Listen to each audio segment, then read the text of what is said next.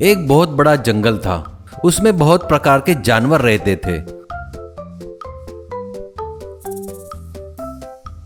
उसी जंगल के बाजू में एक छोटा सा गांव था। वहां के लोगों का जीवन जंगल के भरोसे पे चलता था।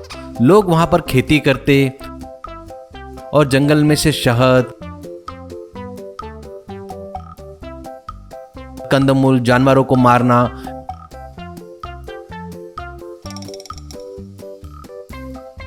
पेड़ों को काटना, ये सब करते थे। उस गांव के लोग जंगल के पेड़ों को काटकर लाते और उस पर खाना बनाते थे। इसी कारण धीरे धीरे जंगल कम होने लगे। जानवर गांव में आने लगे। उन्हें देख लोग भागने लगे।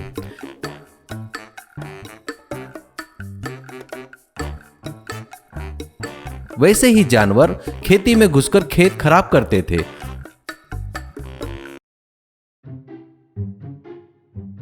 उसी गांव में एक कुटुंब था। उसका नाम कन्हैया और पत्नी राजश्री थी और किशन उनके लड़के का नाम था और उसके पत्नी का नाम था रमणी। उनके बच्चे भी थे।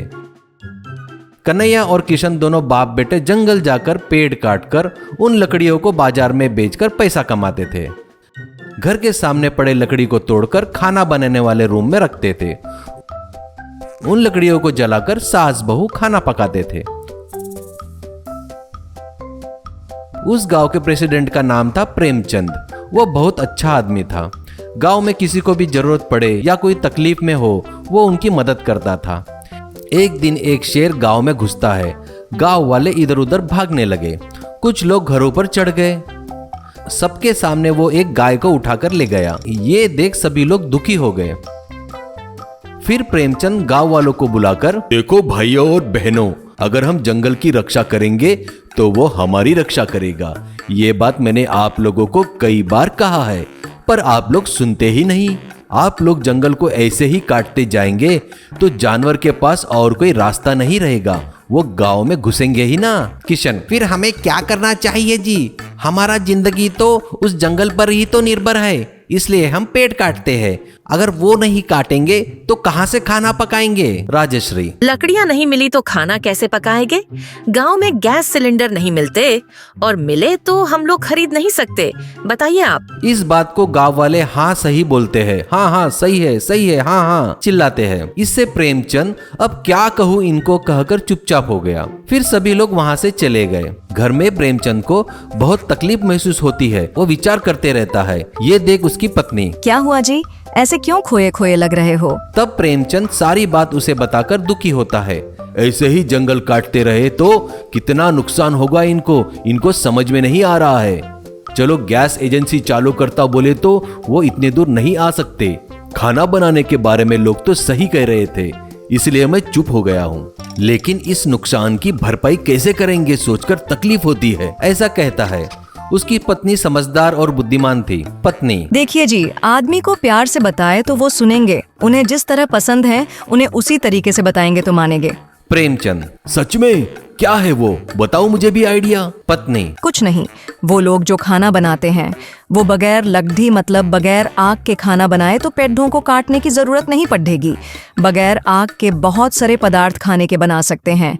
वो उन्हें बनाने के लिए प्रोत्साहित करते हैं। कैसा रहेगा? प्रेमचंद, वाह बढ़िया सोच है तुम्हारी, लेकिन वो कैसे करना है बताओगी क्या? पत्नी, लोगों को कुछ भी डायरेक्ट बताओगे तो उन्हें पसंद नहीं आएगा, इसीलिए हम एक प्रतियोगिता रखेंगे। वो प्रतियोगिता ऐसी रहेगी कि वह बगैर आग के जो स्वादिष्ट खाना बनाएगा, यानी चूल्हे के बगैर जो खाना बनाएगा, उसे 1 लाख इनाम रखेंगे।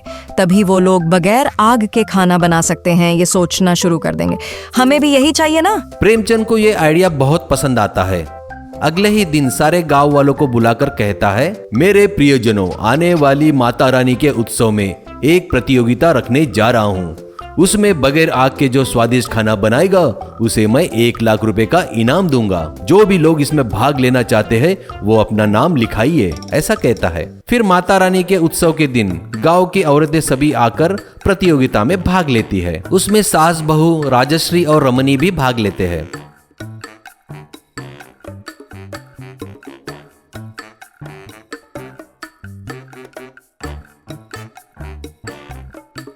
उस प्रतियोगिता में बगैर आग के वहां की औरतों ने कई प्रकार के खाना बनाया।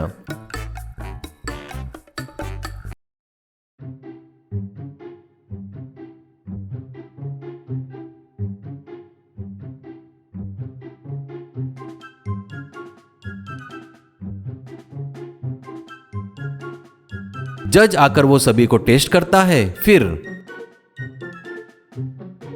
इस प्रतियोगिता में राजश्री और रमनी जीत गए हैं, इसलिए ये 1 लाख रुपए इन दोनों को मिलाकर देने जा रहे हैं, ऐसा कहता है। उन दोनों को लाख रुपए देते हैं। फिर प्रेमचंद कहता है, मेरे गांव वालों, इस प्रतियोगिता से तुम्हें तो ये पता चल ही गया होगा कि खाना बनाने के लिए आग की जरूरत नहीं पड़ती, और बगैर आग के खाना कैसा बनता है तुम्हें तो पता चल ही गया होगा। ऐसा खाना अपनी सेहत के लिए काफी अच्छा होता है, ये आपको याद दिला रहा हूं। अब आप लोग जंगल को तोड़ना बंद करके घर में ऐसा ही खाना बनाएंगे तो अच्छा रहेगा। ये बात सुनकर गांव वाले खुश होकर तालियां बजाते हैं।